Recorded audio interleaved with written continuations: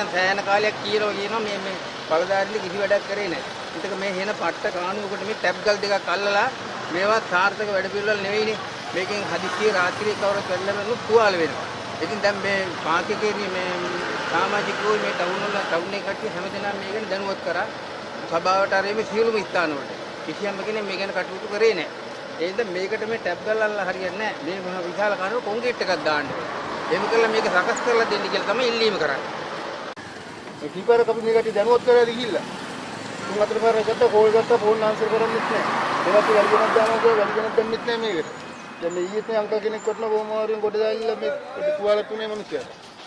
ඒ මිනිස්සයා ඒකේ ගෙදර ගියා මේකට මේ කරපු වැඩි දාගෙන කරේ මෙතන මේ පස්තාව කණ්ඩක් දාලා තියෙනවා මේ පස්තාව පිළි කරිත් නැහැ බාගෙට ඔව් පස්තන්ද ප්‍රදන් කිලිගේ පස්තිකත් මේකට දැම්මම මේක හරියනවනේ පස්තන්ද බාගෙට දාලා ගියන්න මේ ඊටිකත් මේක තුනිකල් දැම්මම ඉවරයි තරම කරන හැම වෙලාවෙම බාගෙට කරලා මේකට මේක ලොකු ජඹුර වලක් මහත් බාගෙට කියන්නේ මේක දැන් ජඹුර වලන්නේ මේක වැටුනොත් මේ මිනිස්සෙක් ඉවරයිනේ මේ පිළි බලනවා අකුලක් අරින්න කල්ලා මේ වැටුනොත් අකුලක් අටප්පයක් කරනවා දැන් කවදද මේක හදලා තියෙන්නේ මේ හදලා වහලා බාගෙට වහලා වගේ දැන් ඊයේ පෙරේද මේක වතුරේ පිටිපිට තිබ්බා වතුර තිබ්බා වල පේන්නේ මේ වල දැන් මාස 3ක් 4ක් විතර වෙනවා මේක බලධාරීන්ට ගිහින් කිව්වා රෝට බෝඩ් එකට දෙන්නත් ගිහිල්ලා කිව්වා මේ කිසි කෙනෙක් ගානකට ගත්තේ නැහැ පාක් එකේ අපි තමයි මේක මේ කවර් කරලා තියෙන්නේ මේ ළමයෙක් වැටුණා උදේ මේ පස් ටික මෙතන ආරපු පස් ටික තමයි මේ ගොඩ තියෙන්නේ මේක දාම මේක හරියට වැහුවේ නැහැ මේකට ඉතින් බලධාරීන්ගෙන් ඉල්ලන්නේ මේකනේ